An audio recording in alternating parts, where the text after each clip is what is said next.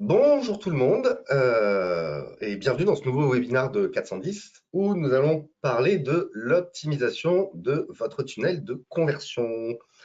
Alors bien évidemment, vous avez un chat en fait dans l'application. Donc si vous avez des questions au fil de l'eau en fait pendant que je vous explique comment optimiser votre tunnel de conversion sur votre boutique, n'hésitez pas à les poser et j'essaierai d'y répondre en fait à l'instant T en fait. Donc, hop.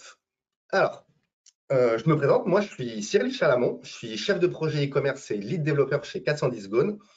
Je travaille beaucoup sur du PrestaShop, ça doit faire 12 ans. J'ai également fait énormément de WordPress, de WooCommerce et comme beaucoup de développeurs, touché à d'autres technologies, du Laravel, du Zen, etc. etc. en fait.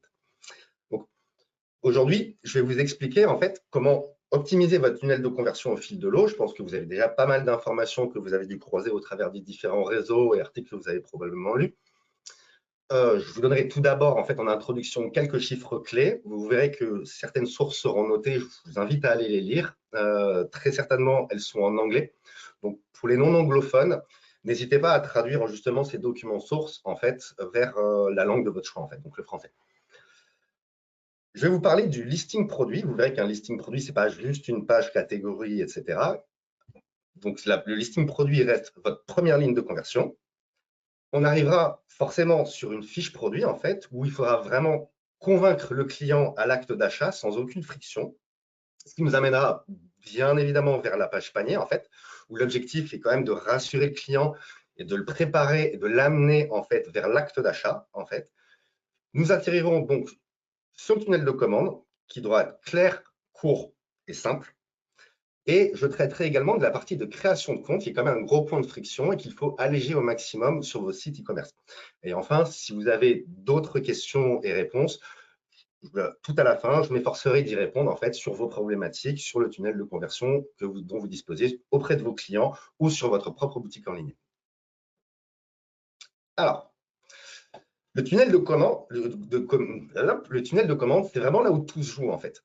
Quand on regarde les statistiques de Salesforce ou de l'Institut Baymar, en fait, on réalise que 30% des internautes quittent dès la page produit, 68% des paniers ne sont jamais finalisés, on a un acheteur sur deux qui abandonne dans le tunnel de commande, 26% qui fuient clairement à la création de compte et 17% qui abandonnent avant de payer. En fait, l'Institut Baymar, là, ici en 2025, nous a sorti des informations, notamment 39% des abandons sont dus à des coûts trop élevés de livraison, de frais supplémentaires, de taxes.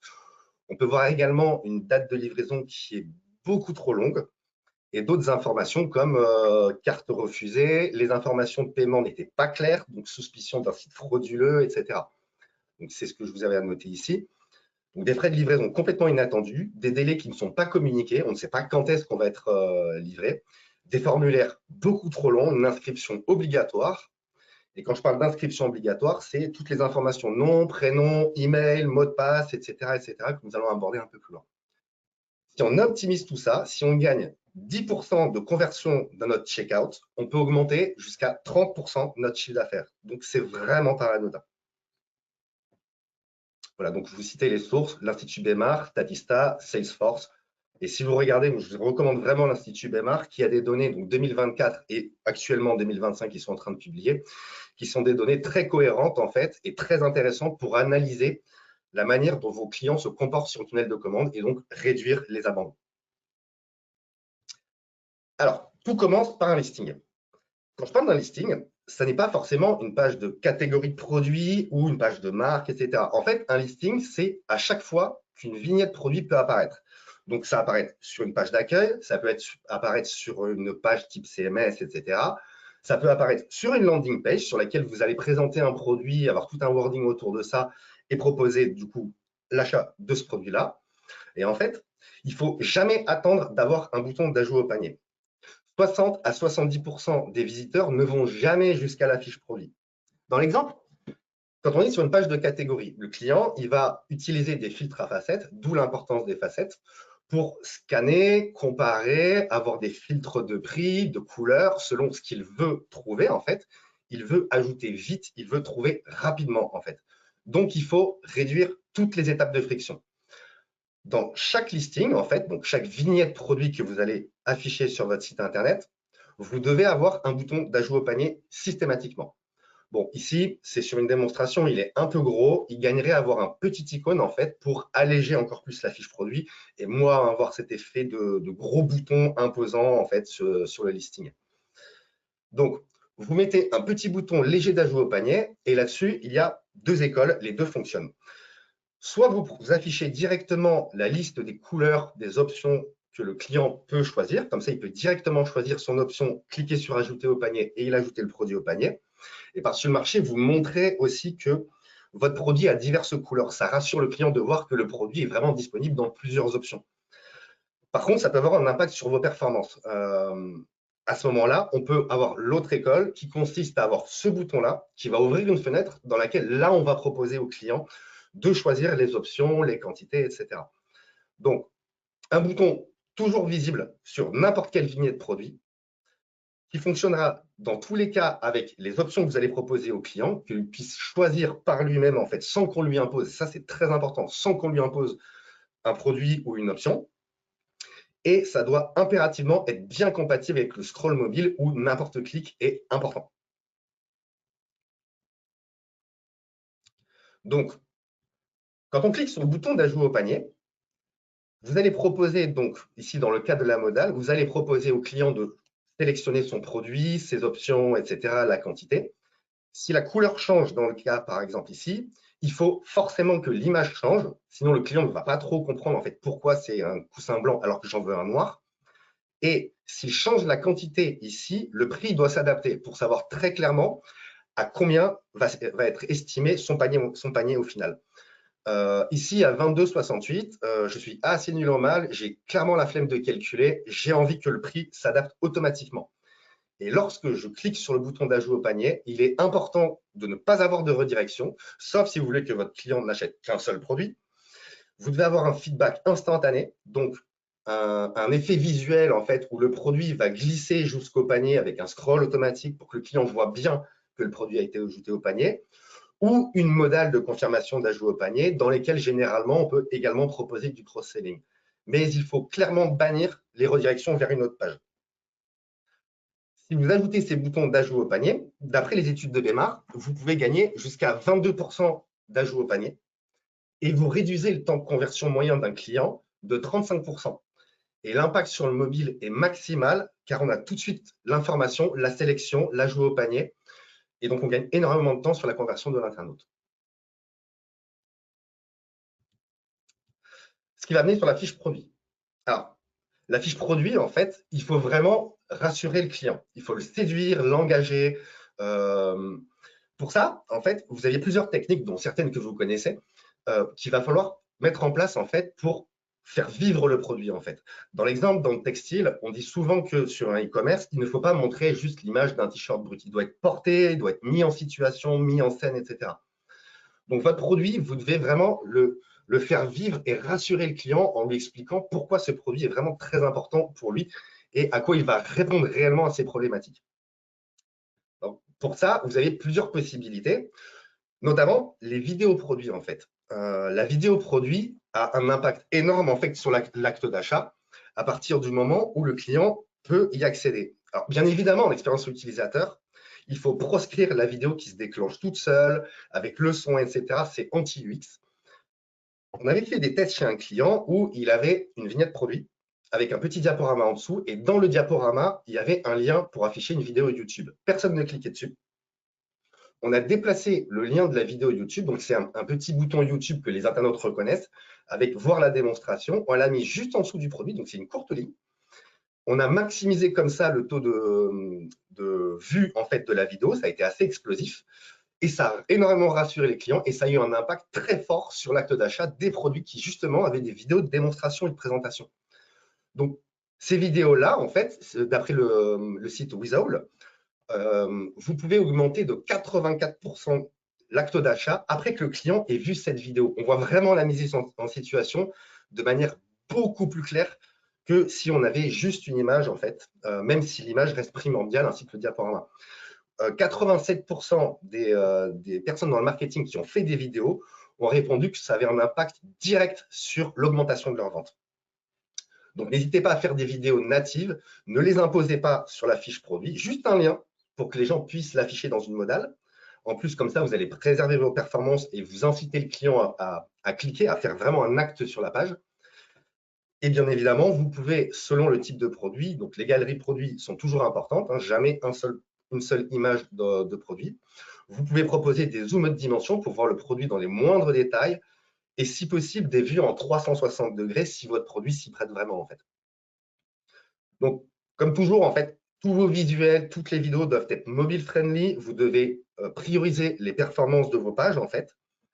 Tout doit être placé au plus haut en fait, c'est-à-dire que je ne dois pas avoir scrollé pour avoir des informations de réassurance ou des informations comme cette vidéo YouTube en fait qu'on avait placée juste sous le titre du produit pour que le maximum d'informations qui rassurent les clients en fait soit tout de suite visible et qu'on ait quand même le bouton d'ajout au panier, que ce soit sur mobile ou sur desktop. Donc votre visuel en fait, comme je l'indique ici, c'est votre vendeur silencieux. Donc, comme je le disais, c'est important de rajouter de la réassurance. Vous voyez là sur ma capture d'écran ici, on voit bien que là, j'ai déjà commencé à scroller, mais des informations sont déjà disponibles ici. Donc, vous pouvez jouer sur le stock limité selon le type de produit pour donner une espèce d'effet d'urgence, plus que 3 quantités disponibles, etc.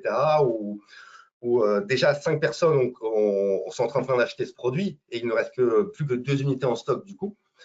Les avis clients sont primordiaux aussi. Donc, quand je parle du fold, en fait, ici au-dessus du fold, c'est vraiment la partie visible sans que l'internaute n'ait commencé à scroller dans son écran, en fait.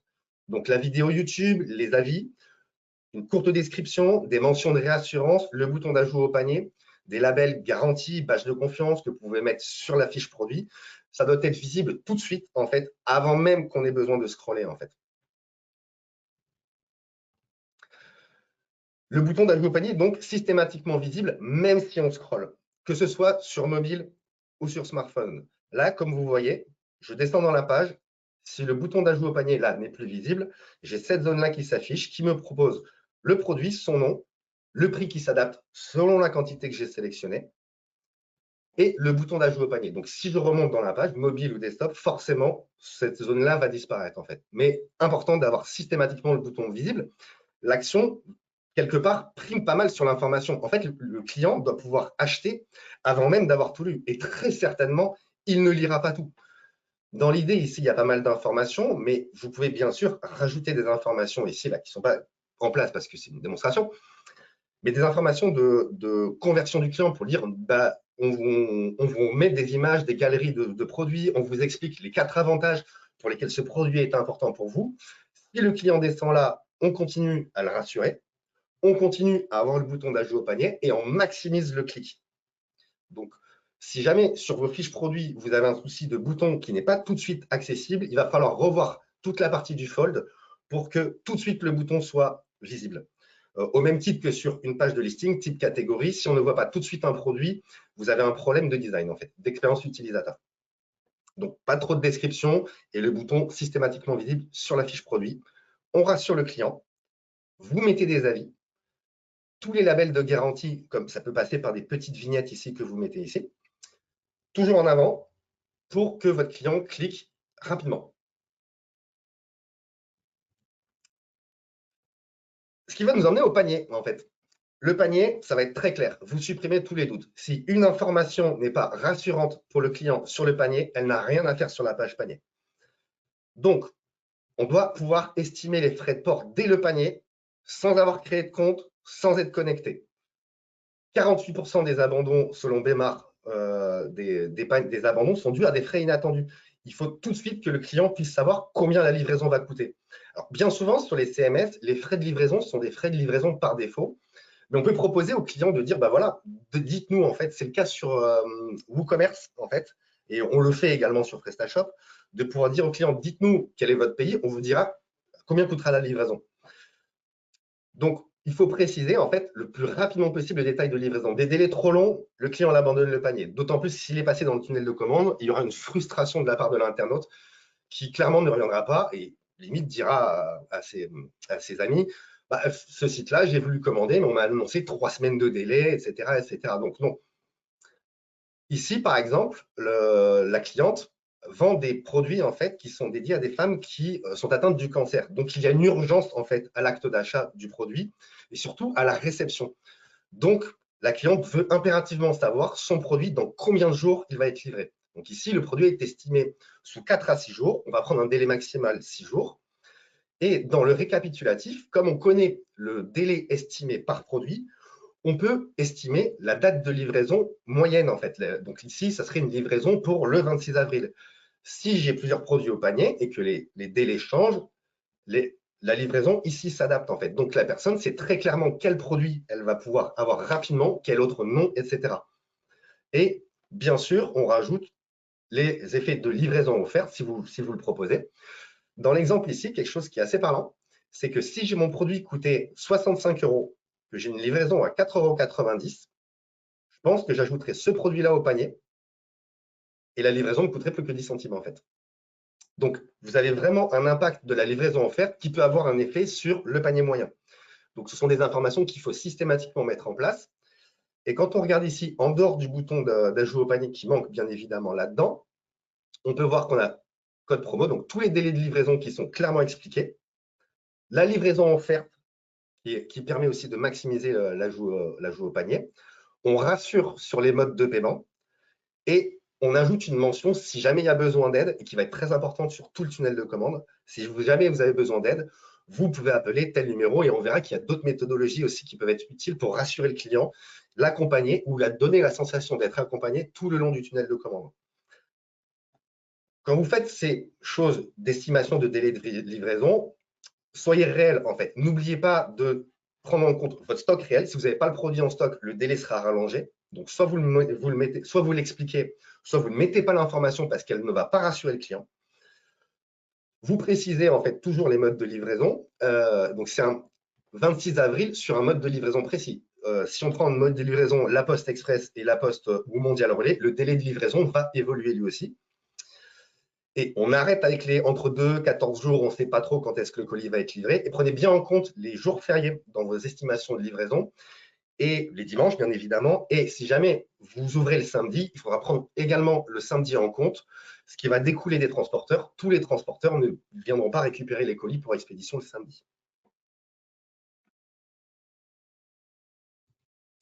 Donc, dans l'exemple ici, quand je parlais d'estimation des frais de livraison, ici, en fait, ils ont fait le choix, donc on choisit, je ne suis pas du tout connecté à un compte client, j'ai mis un produit au panier et je veux connaître les frais de livraison. Ça propose directement, en fait, on voit tout de suite le délai de livraison, le coût de la livraison et le montant à atteindre pour bénéficier de la livraison offerte avec ce transporteur. Alors, un petit tips ici, c'est vous avez toujours en fait une liste par défaut de pays qui est paramétrée sur votre boutique.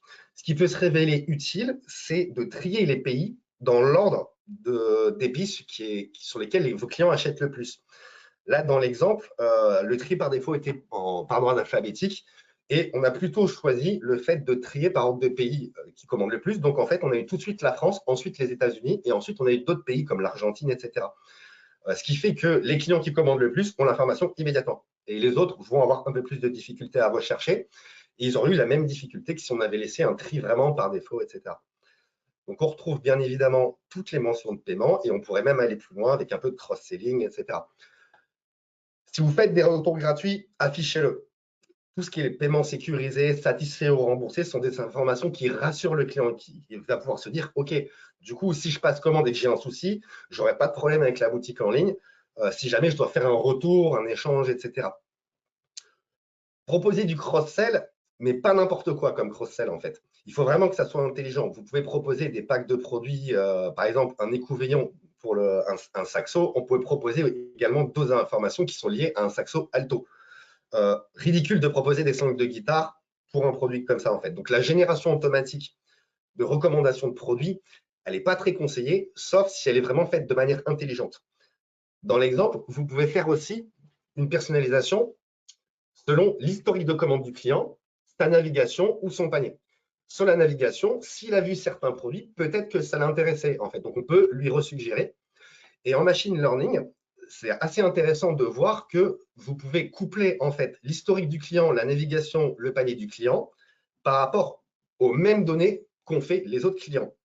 Les clients qui ont acheté cet écouvillon, quels sont les autres produits qu'ils ont regardés. Vous faites un recoupage de données, vous attribuez une note de pertinence sur les produits qui seraient les plus pertinents pour cet internaute-là par rapport à son historique de commande et aux autres clients, et vous avez une suggestion beaucoup plus intelligente de recommandations de produits à mettre dans le panier. Mais dans tous les cas, dans le panier, il faut éliminer toutes les surprises, il faut rassurer le client dans tous les cas. J'aurais pu dire que la couleur rouge ici n'est absolument pas pertinente, mais en fait, elle correspond à la charte graphique du client, donc elle reste cohérente en fait dans le cheminement. Mais il faut bien, comme ici ou là, avoir toutes les informations pour dire au client, ne vous inquiétez pas, tout va bien, on peut vous offrir des choses, vous serez livré en date et en heure, on vous communique l'information, on est prêt à vous accompagner si vous avez une question. Et du coup, ça va pousser le client vers le bouton commander. Donc, comme je l'ai dit, l'abandon de panier, ça n'a jamais été une fatalité, en fait. C'est toujours une conséquence directe de l'incertitude d'un client, en fait.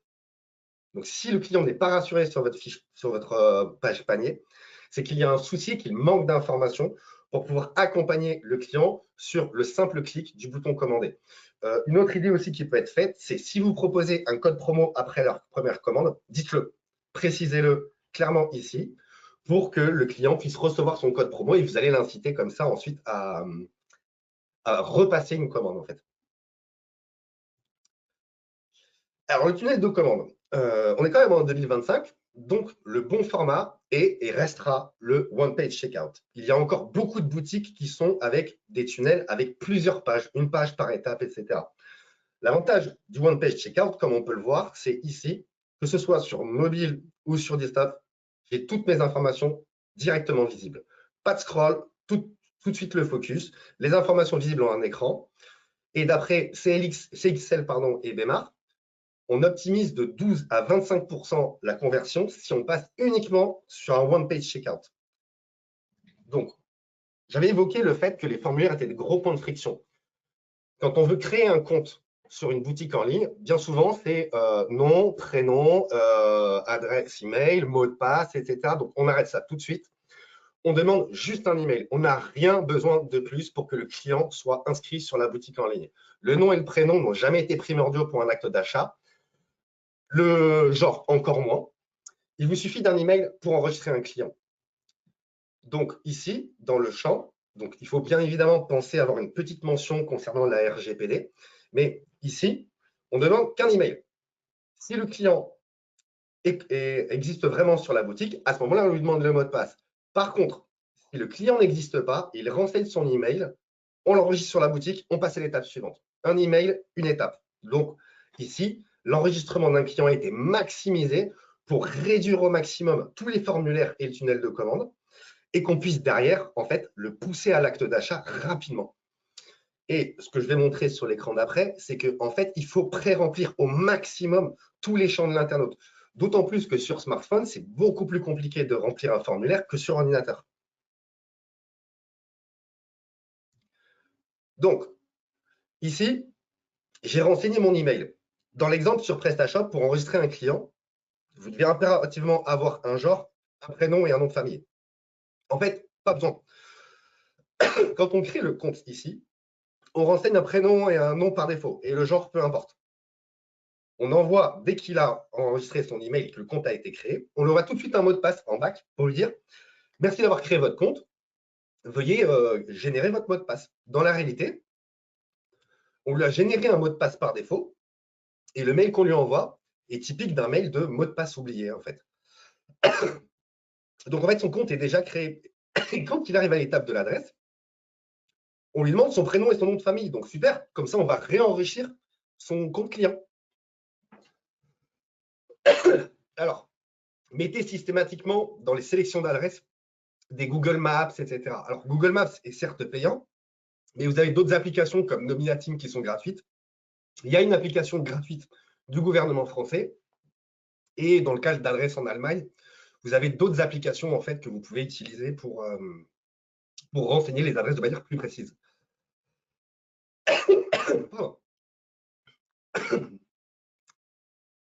Tout comme, en fait, il y avait les numéros de téléphone que vous pouvez dire au client, appelez si vous avez un souci.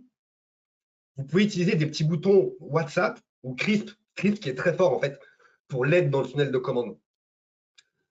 En fait, ça va vous aider à rassurer vos clients et à baisser le ton moyen. Même s'ils ne vous contactent pas, en fait, ils vont pouvoir voir que quelqu'un est disponible. Il faut libérer l'esprit de vos clients. En fait, réduisez au maximum les formulaires. Pas besoin de le fatiguer avec plein de champs, des étapes. L'action doit être évidente. Ça doit être tout de suite fluide, immédiat.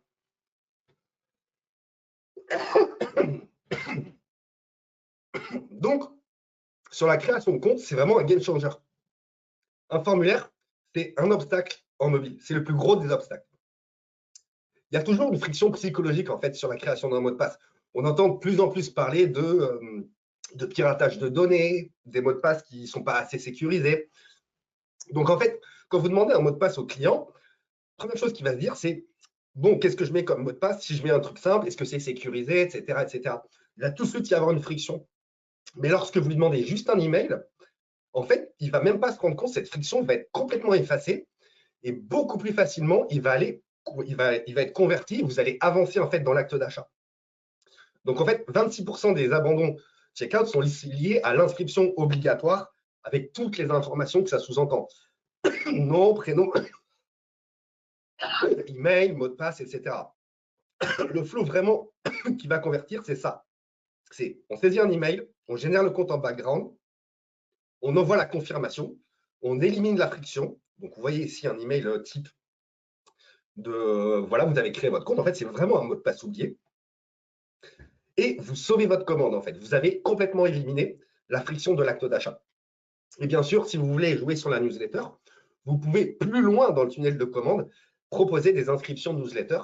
Dans tous les cas, votre client est enregistré. Donc, quand juste un mail suffit pour créer un compte client, c'est 15 à 30% de conversion observée. Vous enrichissez votre base client, donc vous avez un email qui est vérifié. Vous pouvez faire d'ailleurs, selon la gestion des newsletters, des opt-in, faire des rappels de panier abandonnés, des newsletters et d'autres formats de conversion pour encore relancer votre client. L'objectif, en fait, sur un site e-commerce, ça n'a jamais été de faire inscrire le client. Ça a toujours été problématique que le client s'inscrive, mais le plus important, c'est qu'il faut qu'il l'achète rapidement et sans souci, sans inquiétude. Donc, tout ce qui est formulaire complet sont des tue-l'amour, en fait. Vous avez juste besoin de simplifier tout format, en fait, de réduire au maximum les étapes. On l'accompagne de manière automatique en enregistrant au fur et à mesure les données qu'il va saisir. Et on termine le travail à la fin. Sur pas mal de CMS, quand on demande au client de s'inscrire, on lui demande le nom et le prénom. Et quand il choisit une adresse, qu'il doit saisir une adresse de livraison, on lui redemande le nom et le prénom. C'est tout de suite un champ redondant qu'il faut absolument supprimer. Et donc derrière, en fait, on perd ni la donnée, ni la possibilité de fidéliser. On a gagné une commande, on est gagnant sur absolument tous les fronts.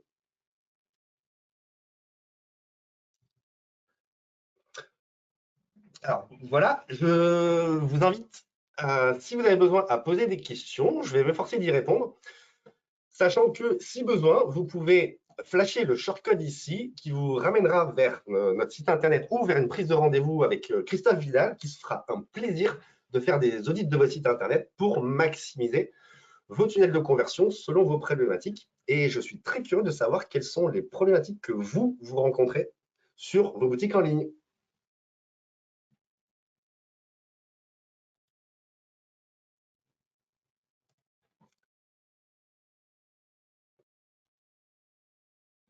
Alors, pour rappel, les sources, donc, comme je vous disais, il y a Salesforce, etc. Il y a l'Institut Baymar, en fait, qui est un site internet qui recense énormément d'études sur les panels 2025, mais c'est plus fiable pour le moment sur 2024 sur les données. Donc c'est pour ça que je l'ai dans l'oreille. Par contre, il y a un truc qui se passe là.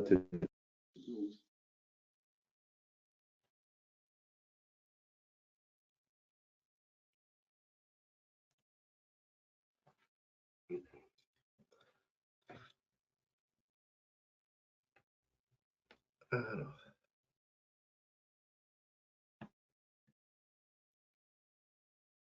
Je vous remontre juste les slides en fait qui permettent de voir justement les différents process qui ont été mis en place, surtout sur le panier en fait. où on peut voir quand même malgré tout sur ce que j'ai expliqué, l'absence d'ajout au panier ici sur les vignettes qui pourtant est primordiale. Mais on a quand même énormément d'informations en fait qui rassurent le client, surtout dans un cadre aussi fin justement que des produits liés à des personnes qui sont malheureusement atteintes du cancer.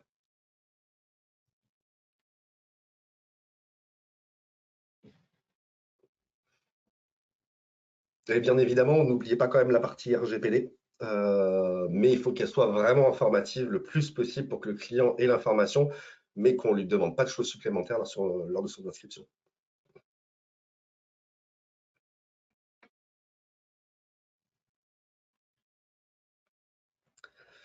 Alors, pour assurer un client en fait au moment du paiement sans loyer d'impôt, en fait, faut toujours avoir sur le côté des mentions de réassurance. En fait, les réassurances que vous avez là, tout comme le CRISP, etc., doivent suivre l'intégralité du tunnel de commande.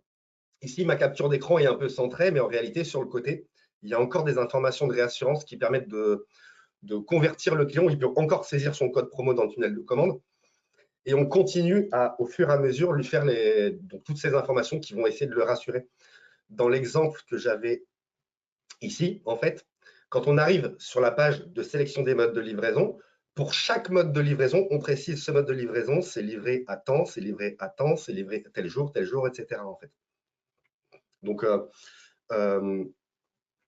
au moment du paiement, en fait, c'est le moment où vous pouvez montrer sur le côté le récapitulatif du panier, donc qu'ils puissent voir vraiment quand même, OK, j'ai ça dans mon panier, j'ai choisi tel mode de livraison, etc.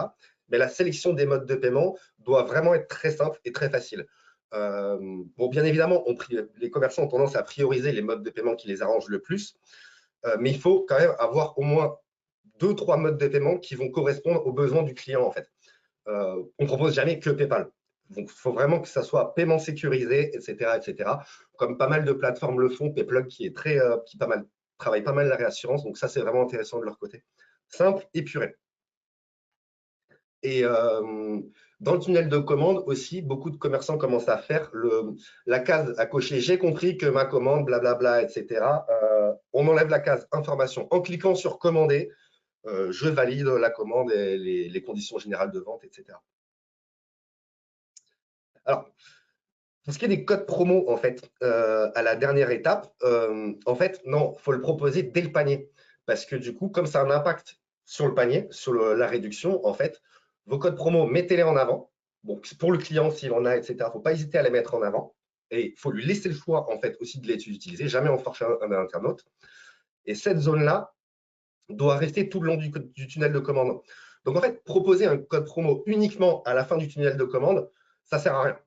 En fait, il faut le proposer le plus rapidement possible parce qu'en fait, ça va permettre justement au client de saisir une réduction qui va tout de suite s'afficher sur le panier moyen. Il y a même quelque chose qui se fait, c'est dans le listing, avoir une petite mention, moins 20% avec le code promo, etc. qu'on rappelle dans la fiche produit, pareil dans les réassurances. Et comme ça, quand le client arrive à son panier, on peut lui rappeler ici, bah, pour ce produit-là, vous avez un moins 20%. Et comme ça permet au client de tout de suite l'ajouter. Donc, vraiment au plus haut. Alors, si vous voulez optimiser votre tunnel, bon, d'emblée, toute mention qui est mauvaise à la question, donc là, qui est par quoi commencer quand on optimise le tunnel, d'emblée, enlever toute mention qui n'est pas réassurance, en fait, sur le panier. Donc, le panier, c'est vraiment là où on va voir tout et c'est là vraiment où on clique sur payer et on peut convertir les clients où on s'en va. Donc, toute information qui n'est pas réassurante ici, ça dégage. Par contre, à l'inverse, toute information qui peut rassurer le client sur l'acte d'achat, il faut le mettre, selon bien sûr un contexte de produit, de livraison offerte, de paiement sécurisé, etc. Il faudra faire la même chose. Donc, pareil, les boutons d'ajout au panier sur les listings, mais globalement, il y en a beaucoup qui le font maintenant. Sur votre fiche produit, il faudra donc pareil, donc, au niveau du fold, avoir le plus d'informations de réassurance. Il ne faut pas que ça fasse fouille, il faut vraiment que ça soit léger, épuré, toujours avec votre bouton. Ayez des avis clients, ça a un impact sur le SEO. Travaillez vos performances, parce que si la page met 3 secondes à charger, je suis désolé, je suis allé voir un produit chez un concurrent. Et donc, la fiche produit va être plus compliquée à mettre en place parce que forcément, vous allez devoir probablement le travailler à terme produit par produit. Donc, il faudra quand même, si vous voulez être rapide et efficace, démarrer par le panier, puis améliorer et épurer tout votre tunnel de commande. Donc là, comme je disais, Google Maps, il y a une clé payante qui est en place, mais en fait, vous avez plein d'autres applications qui sont gratuites et que vous pouvez utiliser. Et ça vous donnera ensuite un process pour remonter ensuite vers les points qui seront les plus longs à traiter, donc tout ce qui est fiche produit, etc. Mais tout ce qui est panier, tunnel de commande sont des actions qui, quand même, qui sont des quick wins, qui sont rapides à mettre en place et qui vont avoir un impact direct sur vos conversions. Alors, il y a Mickaël qui pose une question sur WooCommerce. Qui est la question, c'est pour réduire les champs à remplir sur WooCommerce, le mieux, est-ce que c'est d'utiliser un plugin? Alors, oui et non. En fait, globalement, dans WooCommerce, vous pouvez impacter dans votre thème, en fait, s'il a bien été conçu, vous pouvez modifier le WooCommerce pour réduire le comportement, en fait. Ça vous demandera du développement. Soit vous utilisez un plugin, mais au plus on a de plugins sur WordPress, au plus on a de failles de sécurité potentielles, au plus on alourdit le site Internet. Soit vous modifiez votre thème enfant, en espérant que vous en ayez un, mais c'est assez rapide à mettre en place. Vous modifiez votre thème enfant et vous modifiez les fichiers de WooCommerce dans votre thème enfant. Ça vous permet de drastiquement changer tout le comportement de votre WooCommerce, en fait. Par contre, pour le coup, forcément, ça demandera des compétences en intégration, un peu développement. C'est assez mélangé dans WordPress WooCommerce, en intégration, en fait, pour que ça soit mis en place. Par contre, forcément, si vous passez par une intégration directement dans votre thème enfant, vous n'aurez pas un plugin à maintenir avec les mises à jour, les potentielles failles, etc. Mais je pense que WooCommerce, ça reste quand même assez simple à faire et à voir si vous trouvez aussi un plugin qui répond à vos besoins. Là, par contre, je ne sais pas du tout si des plugins permettent de modifier ça. Très souvent, ça dépend du thème. Alors, une question de Christophe qui demande comment prioriser les actions. Alors, en fait, il y a des applications qui vous permettent déjà d'analyser ça. Vous pouvez mettre des… j'ai oublié le nom. Il y a pas mal d'applications. J'ai oublié le nom. Il y a des applications d'analyse en CRO qui vous permettent en fait de déterminer où est-ce que les gens ont cliqué, en fait, quand, comment, pourquoi, etc. sur votre site internet. Ça peut être couplé avec Google Tag Manager, hein, par exemple, ça se fait tout à fait. Et si vous n'avez pas ce genre d'outil, en fait, ce qu'il va falloir prioriser, en fait, c'est une espèce de tunnel, en fait. Il va falloir prioriser les éléments qui sont les plus gros points de friction, en fait. Donc, allez voir sur votre ajouter un produit au panier et allez voir déjà dans votre panier, en fait, qu'est-ce qui manque, en fait. Est-ce que vraiment vous proposez ça? Est-ce que vraiment les frais de port sont bien déterminés, très clairement, comme ici, par exemple, la livraison optimisée?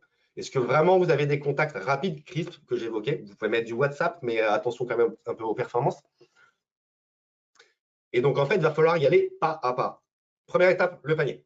Une fois que vous avez vraiment optimisé votre panier, là, vous pouvez attaquer tout le tunnel de commande. L'inscription claire par étape, éviter les pages qui sont fouillies. On demande tout d'un coup, en fait. Le client va se perdre.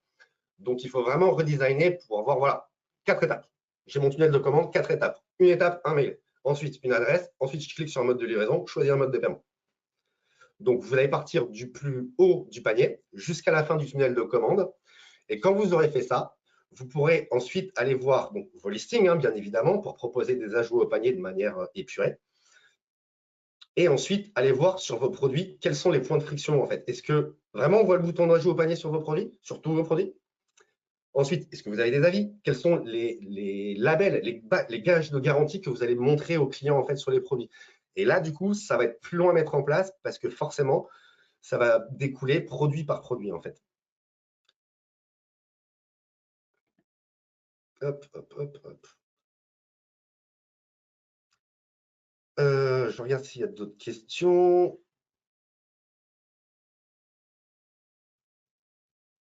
Ouais, je reviens quand même sur la question qui a été posée sur rassurer un client au moment du paiement sans le noyer d'infos. Simple et purée, en fait. On propose juste des modes de paiement, en fait. Hein. Mode de paiement et un bouton commander avec j'ai compris les conditions générales de vente. Vous pouvez mettre une information juste à côté, un petit menu déroulant, etc. Et techniquement, il n'y a aucun intérêt et aucune raison de rajouter plus d'informations sur, la dernière partie, en fait. Donc vraiment, il faut 4 modes de paiement, 4 boutons. Point. Alors, je ne pense pas qu'il y ait d'autres questions. Non, bah, de toute façon, en fait, si vous avez d'autres questions, n'hésitez pas à nous contacter. Là, vous avez le petit shortcode qui va vous permettre de nous poser les questions en fait, à Christophe ou à moi-même, hein, il les transmettra. Et comme ça, on pourra un peu analyser, vous voyez, comme c'est indiqué, on pourra analyser et auditer votre site Internet pour vous déterminer quels sont les points de friction réellement que vous avez sur votre boutique et vous donner en fait des objectifs de réalisation pour justement maximiser la conversion, l'acte d'achat et augmenter votre chiffre d'affaires tout en augmentant également le nombre d'inscriptions sur votre boutique. Alors, moi j'utilise beaucoup plus Clarity en fait que Hotjar. C'est plus la partie SEO chez 410 qui utilise Hotjar. Clarity, je l'utilise beaucoup pour détecter à peu près la même chose, mais Clarity, je le trouve beaucoup plus fiable pour détecter justement les points de friction sur les clics et l'analyse comportementale d'internautes sur un site internet en fait. Je trouve aussi Clarity beaucoup plus simple à mettre en place avec Google Tag Manager, donc c'est assez invisible. Il faudra juste faire attention si on met Clarity à correctement le mettre en place. J'ai déjà vu des appels Clarity qui étaient complètement hasardeux et qui cassaient les performances de la boutique en fait. Mais avec Clarity, ouais, c'était l'appli que je cherchais tout à l'heure. Ça permet quand même d'avoir des rapports assez poussés pour mettre des plans d'action. Et c'est en utilisant Clarity qu'on a déterminé sur un de nos clients, Extreme Tennis, que la vidéo aurait mieux fait d'être positionnée en dessous du titre du produit plutôt que noyée dans des images produits en fait. Les deux se valent. Je sais qu'il y a pas mal de clients, LDLC utilise Hotjar et pas mal d'autres utilisent Clarity quand même. J'ai plutôt tendance, moi, à utiliser globalement Clarity, mais pour avoir une vraie différence, là, il faudrait contacter la team SEO chez 410, où eux, par contre, sont experts sur le sujet.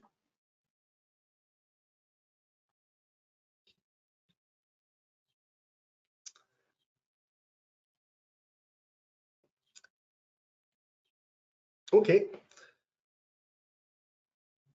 Alors, si vous n'avez pas d'autres questions, je vous invite à commenter la partie LinkedIn. N'hésitez pas à participer au prochain webinar. Ils seront, je l'espère, tout aussi passionnants que celui d'aujourd'hui. Et n'hésitez pas aussi à nous contacter pour des audits, des questions, et on se fera plaisir d'y répondre. Et je vous souhaite une très bonne journée.